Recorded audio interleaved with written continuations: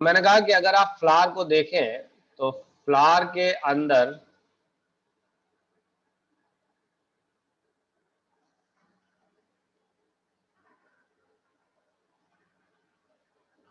इस तरीके का पार्ट मिलेगा।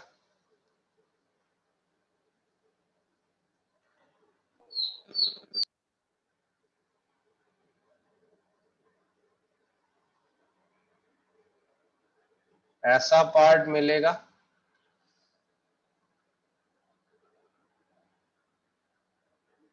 फिर उसके बाद अगर देखा जाए तो ये पेटल्स हो गए,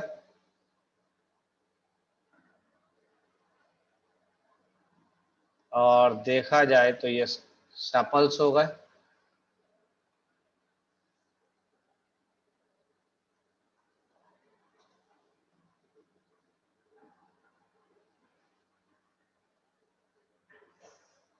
अब अगर देखा जाए तो ये जो ग्रीन कलर की लीव्स नजर आ रही हैं, दीज आर सेपल्स। ये जो कलरफुल पार्ट होता है फ्लावर का, this is called as petals. तो ये बेसिकली जो कलरफुल पार्ट था, इसको आपने क्या नाम दे दिया? That is a petals. इसके बाद अगर देखा जाए तो ये बेसिकली स्टेमिन है, और अगर स्टेमिन की बात करें तो स्टेमिन का ये फिलामेंट है, ये फिलामेंट है, और ये एंथर है। और जब ये दोनों चीजें आपस में मिल जाएंगी तो क्या बन जाएगा? तो ये बन जाएगा स्टेमिन। अब अगर देखा जाए तो एंथर के अंदर ये बने हैं पॉलिन ग्रेन। देख रहे हैं ये एंथर के अंदर क्या बना है? Pollen grain. ऐसे ये एंथर था तो इसमें क्या बना है? ये बने हैं पॉलिन ग्रेन। तो ये मैंने यहां लिख दिया कि दीज आर पॉलिन ग्रेन्स। तो पॉलिन ग्रेन्स किसके अंदर बन रहे हैं? तो पॉलिन ग्रेन बन रहे हैं बेसिकली एंथर के अंदर। इसके बाद अगर देखा जाए तो मैंने कहा कि फिलामेंट जो था ये काम का नहीं है, एंथर के अंदर पॉलिन बन रहे हैं, इसका मतलब ये काम का है। और जो काम का पार्ट है उसको आपने कह दिया फर्टाइल, तो ये फर्टाइल पार्ट हो गया। और फिलामेंट अगर देखा जाए तो स्ट्राइल पार्ट है। इसके बाद अगर दिखाए तो ये वाला पार्ट अगर देखा जाए तो दिस इज द स्टिग्मा। उसके बाद this one is style and this one is ovary. ये बेसिकली है ओवरी। और इसके अंदर ओवरी के अंदर भी दिखाया है मैंने। ओवरी के अंदर ये क्या है? तो this is an ovule. Ovule का मतलब बाद में ये ओव्यूल सीड कहलाएगा, और ओवरी बाद में फ्रूट कहलाएगी। तो यानी ओवरी बाद में क्या कहला रही है? फ्रूट। ओव्यूल बाद में क्या कहला रहा है? सीड। यहां तक उम्मीद है शायद छोटी मोटी चीजें समझ में आई। अब अगर देखा जाए तो स्टेमिन पर वापस आते हैं। स्टेमिन मैंने आपको इसी तरीके का स्ट्रक्चर दिखाया था जैसे ये दिखाया है। अगर देखा जाए तो ये स्ट्रक्चर इस तरीके का है, और इस तरीके के स्ट्रक्चर को आपने कह दिया एंथर, और इसको आपने कह दिया फिलामेंट। और इसके अंदर अगर आप देखते हैं ये वाले, तो दीज आर पॉलिन ग्रेन्स। तो दीज आर पॉलिन ग्रेन्स। अब मैंने कहा कि जब एंथर के अंदर दो लोब होती हैं, यानी एंथर के अंदर कितनी लोब है? दो लोब। मैंने कहा एक लोब देखिए ये वाली हो गई, एक लोब देखिए ये वाली हो गई। तो एंथर के अंदर अगर दो लोब है तो एंथर कहलाता है बाइथिकस एंथर। यानी एंथर के अंदर अगर दो लोब है तो एंथर क्या कहलाएगा? That is a bithecous anther. और अगर मान लेते कि एंथर के अंदर सिर्फ एक ही लोब है, अगर एक लोब है, तो इसका मतलब ये एंथर कहलाता मोनोथिकस एंथर। यानी ये एंथर क्या कहलाता? ये कहलाता मोनोथिकस एंथर। तो ये बताइए कि एंथर के अंदर अगर दो लोब होती हैं तो क्या कहलाता है? बाइथिकस एंथर। बाइथिकस एंथर। और अगर एंथर के अंदर एक लोब होगी तो क्या कहलाएगा? Monothecous anther. मोनोथिकस एंथर कहलाएगा। अब सवाल यह है कि एक एंथर लोब के अंदर, यानी एक एंथर लोब के अंदर कितने माइक्रोस्पोरेंजिया हैं? हाँ जी, एक एंथर लोब के अंदर कितने माइक्रोस्पोरेंजिया है? 2। इसका जवाब है 2 माइक्रोस्पोरेंजिया है। ये बात ऐसे है कि पहली चीज आती है कि व्हाट इज माइक्रोस्पोरेंजिया। माइक्रोस्पोरेंजिया क्या चीज है? तो माइक्रोस्पोरेंजिया बेसिकली एक ऐसा रूम है जहां पर पॉलन ग्रेन्स फॉर्म हो रहे हैं। यानी माइक्रोस्पोरेंजिया एक तरीके का क्या है? ये रूम है जहां पर क्या फॉर्म हो रहे हैं? That is a pollen grain form हो रहे हैं। क्लियर है ये बात? एक एंथर लोब के अंदर कितने माइक्रोस्पोरेंजिया है? 2। तो माइक्रोस्पोरेंजिया का दूसरा नाम क्या है? पॉलन रूम या पॉलन चैम्बर। पॉलन रूम या पॉलन चैम्बर। अगर मैंने इस एंथर को ऐसे कट कर लिया, इस तरीके से कट करके और ऐसे दिखाया, तो अगर आप देखेंगे तो एक एंथर लोब ये बन गया है या नहीं है? एक एंथर लोब ये रहा और एक एंथर लोब ये रहा, है या नहीं है? तो कितने एंथर लोब हो गए? 2 एंथर लोब हो गए, नहीं हो गए? और 2 एंथर लोब के अंदर ये वाला जो मैंने ग्रीनिश से दिखाया है, इसको आप क्या नाम दे देते थे? That is known as microsporangia. क्या नाम है? माइक्रोस्पोरेंजिया। और जो रेड कलर से यहाँ पे मैंने दिखाए हैं, ये जो रेड कलर से दिखाए हैं, ये क्या कहला रहे हैं? Pollen grains. Pollen grains. तो देखिए दोबारा से एक बार दोबारा से देख लीजिए। मैंने कहा कि ये एक लोब है और ये एक लोब है, और इस लोब के अंदर ये एक माइक्रोस्पोरेंजिया है, ये एक माइक्रोस्पोरेंजिया है। इसी तरह ये एक माइक्रोस्पोरेंजिया है, ये एक माइक्रोस्पोरेंजिया है। इसका मतलब अगर देखा जाए तो ये और ये कहलाते हैं लोब। क्या कहलाते हैं ये? That is known as a lobe. और लोब के अंदर अगर आप देखें तो लोब के अंदर ये और ये कहलाता है माइक्रोस्पोरेंजिया। तो ये क्या कहलाता है? That is known as a microsporangia.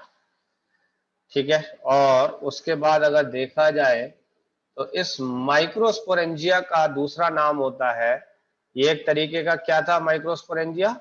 That is कमरा था जिसके अंदर कौन फॉर्म हो रहा है? That is a pollen grain form हो रहा है। तो देखिए ये फॉर्म हो रहे हैं पॉलन ग्रेन, देख रहे हैं? ये पॉलन ग्रेन्स फॉर्म हो रहे हैं। बात समझ में आ रही है? ये पॉलन ग्रेन्स फॉर्म हो रहे हैं, यहां पर भी पॉलन ग्रेन्स फॉर्म हो रहे हैं, यहां पर भी पॉलन ग्रेन्स फॉर्म हो रहे हैं। एक बात बताइए कि अगर एंथर के अंदर 2 लोब होते हैं तो एंथर क्या कहलाता है? बाइथिकस एंथर। बाइथिकस एंथर। देख रहे हैं ये लिखा है कि अगर एंथर में 2 लोब हैं तो क्या कहलाएगा? बाइथिकस एंथर। और अगर एंथर के अंदर सिर्फ एक लोब है तो क्या कहलाएगा? Monothecous anther. अब अगर देखा जाए तो एक एंथर लोब के अंदर कितने माइक्रोस्पोरेंजिया हैं? 2 माइक्रोस्पोरेंजिया हैं। तो मुझे ये बताइए कि बाइथिकस एंथर के अंदर कितने माइक्रोस्पोरेंजिया हो जाएंगे? 4। तो मैंने कहा कि बाइथिकस एंथर हैव 4 माइक्रोस्पोरेंजिया, यानी बाइथिकस एंथर के पास कितने माइक्रोस्पोरेंजिया होंगे? 4 माइक्रोस्पोरेंजिया। और अगर 4 माइक्रोस्पोरेंजिया होते हैं तो आप इसको क्या कह देते हैं? That is known as tetrasporangiate. तो इसको क्या कहते हैं आप? That is known as tetrasporangiate. क्या ये बात समझ में आ रही है, नहीं आ रही है? यानी बाइथिकस एंथर हैव 4 माइक्रोस्पोरेंजिया, और 4 माइक्रोस्पोरेंजिया की बात करें तो that is known as a tetrasporangiate. यहां तक बात समझ में आ रही है? अगर मोनोथिकस एंथर है तो मोनोथिकस एंथर के अंदर कितने माइक्रोस्पोरेंजिया होंगे? 2 माइक्रोस्पोरेंजिया। और अगर 2 माइक्रोस्पोरेंजिया है तो कंडीशन क्या कहलाएगी? बाइस्पोरेंजिएट। तो अब हम इसको कहेंगे बाइस्पोरेंजिएट। क्या यहां तक बात समझ में आ रही है सभी लोगों को? किसी को अगर कोई प्रॉब्लम है तो जल्दी बोले। है कोई प्रॉब्लम किसी को? No sir. चलिए नेक्स्ट आ जाते हैं हम पॉलन ग्रेन पर। तो सवाल आता है कि पॉलन ग्रेन का दूसरा नाम क्या है? तो पॉलन ग्रेन का दूसरा नाम है माइक्रोस्पोर। समझ रहे हैं? पॉलन ग्रेन का दूसरा नाम क्या है? Pollen microspores. Pollen grains form कहां पर हो रहा है? कहां हो रहे हैं पॉलन ग्रेन्स फॉर्म? तो पॉलन ग्रेन्स pollen फॉर्म हो रहे हैं chamber, पॉलन चैम्बर में या माइक्रोस्पोरेंजिया के अंदर। यानी पॉलन ग्रेन कहां पर फॉर्म हो रहा है? पॉलन चैम्बर के अंदर या फिर microsporangia. माइक्रोस्पोरेंजिया के अंदर। क्या यहां तक बातें समझ में आ रही है? Yes sir. नहीं आ रही है? Yes sir, आ रही है. ओके, अब ये जो स्ट्रक्चर मैंने बनाया है, ये स्ट्रक्चर किसका है? This is the structure of pollen grain. ये स्ट्रक्चर किसका है? दैट इज पॉलन ग्रेन का स्ट्रक्चर है। अब इस स्ट्रक्चर को देखें, पॉलन ग्रेन के स्ट्रक्चर को, तो इसके अंदर दो लेयर्स हैं। यानी पहली बात मैंने कहा कि इस स्ट्रक्चर को अगर आप देखें तो इसमें दो लेयर्स है, एक है आउटर लेयर और एक है इनर लेयर। तो इस पॉलन ग्रेन के आउटर लेयर को आप क्या नाम देते हैं? क्या कहते हैं आउटर लेयर को? Exine. एक्साइन। और इनर लेयर को आप क्या कहेंगे? That is known Intine. As intine. तो आउटर लेयर एक्साइन है, इनर लेयर इंटाइन है। जिस जगह पर जहां पर एक्साइन एब्सेंट है, जिन जगहों पे, देखिए ये जगह ऐसी है, देखिए इस जगह को देखिए, ये वाली जगह देखिए, यहां पर एक्साइन एब्सेंट है या नहीं है? Yes sir. और जब एक्साइन एब्सेंट है तो इसको आपने क्या नाम दिया इस जगह को? That is known as Germ pore. Germ pore. क्या यहां तक बात समझ में आ रही है आप लोगों को या नहीं आ रही? बताइए, what Yes is sir. Germ pore? Germ pore किसको कहेंगे हम? जहाँ पे pollen tube, जहाँ outer layer नहीं है. जहां पर एक्साइन एब्सेंट है, यानी जहां पर एक्साइन एब्सेंट है वो जगह क्या कहला रही है? That is known as Germ pore. Germ pore. Clear है ये बात? और इंटाइन के अंदर क्या चीज प्रेजेंट है, जल्दी से बताएं। Nucleus और cytoplasm. That is nucleus and cytoplasm. क्या यहां तक क्लियर Cytoplasm. है ये बात या नहीं है? Yes sir. बताइए। ओके, अब इसके बाद ये न्यूक्लियस जब डिवाइड करेगा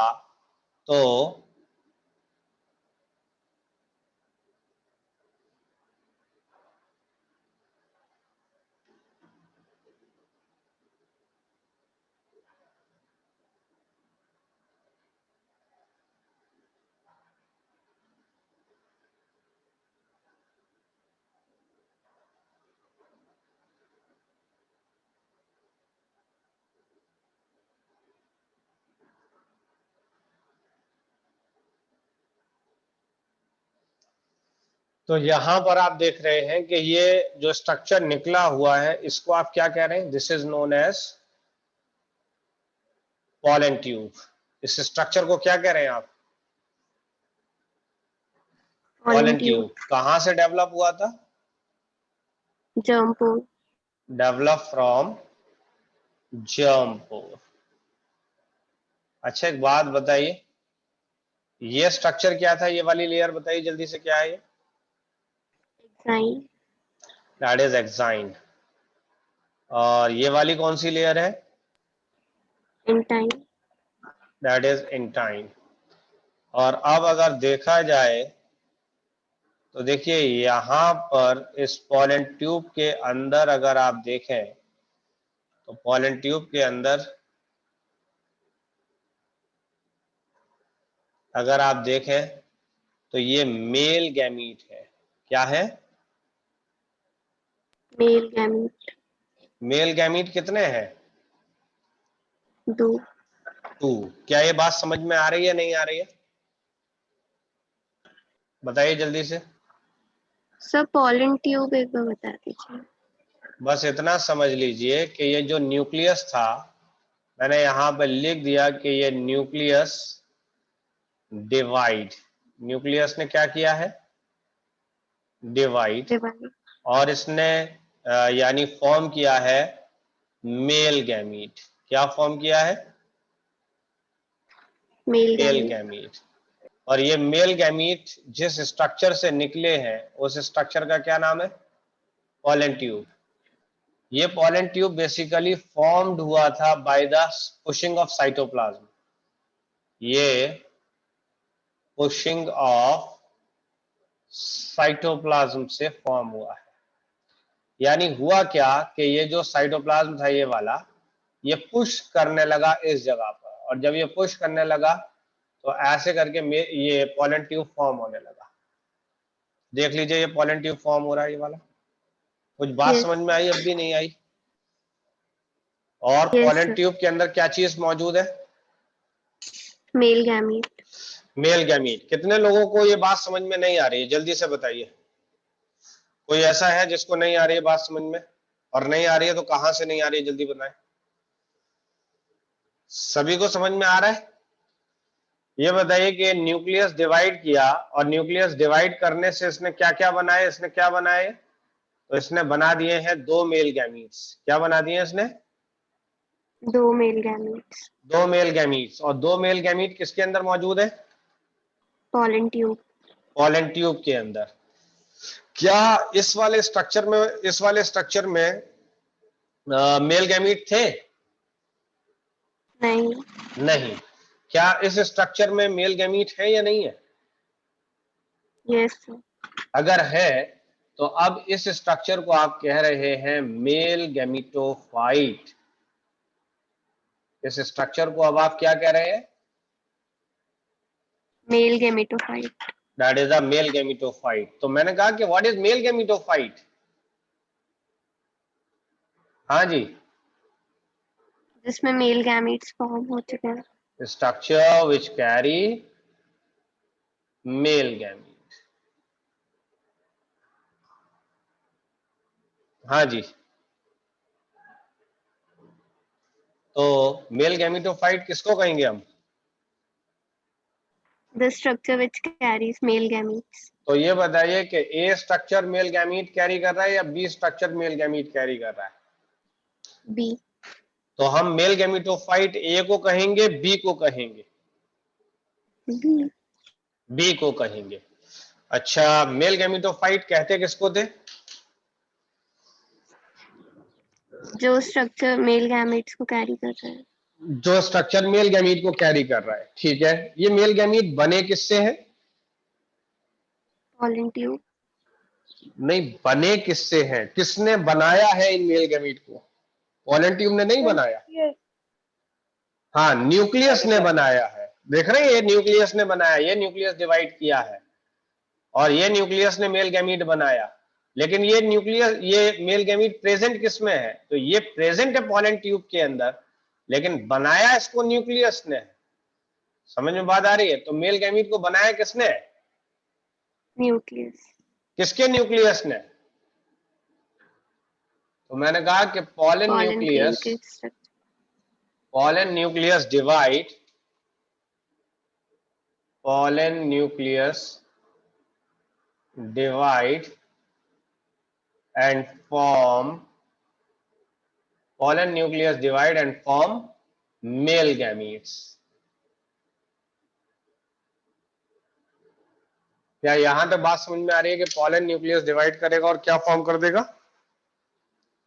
Male gametes. Male gametes form कर देगा। यहां तक बातें समझ में आ रही हैं? Yes, नहीं आ sir. रही हैं? Yes, sir. ठीक, ओके। अब यहां पर मैंने लिखा है on maturation of, maturation, maturation का मतलब क्या है? मैच्योर हो जाना। समझ रहे हैं? मैच्योर का मतलब पूरी तरीके से तैयार हो जाना। On maturation anther break, anther क्या कर जाएगा? ब्रेक करेगा एंड रिलीज पॉलन ग्रेन। हाँ जी। तो मैच्योर होने पर, जब ये मैच्योर हो जाएगा तो एंथर क्या हो जाएगा? Break हो जाएगा. एंथर ब्रेक हो जाएगा, और उससे क्या रिलीज हो जाएंगे? Pollen grains. Pollen grains release हो जाएंगे। क्या यहां तक सभी लोगों को बात समझ में आ रही है या नहीं आई है? Yes, sir. ओके।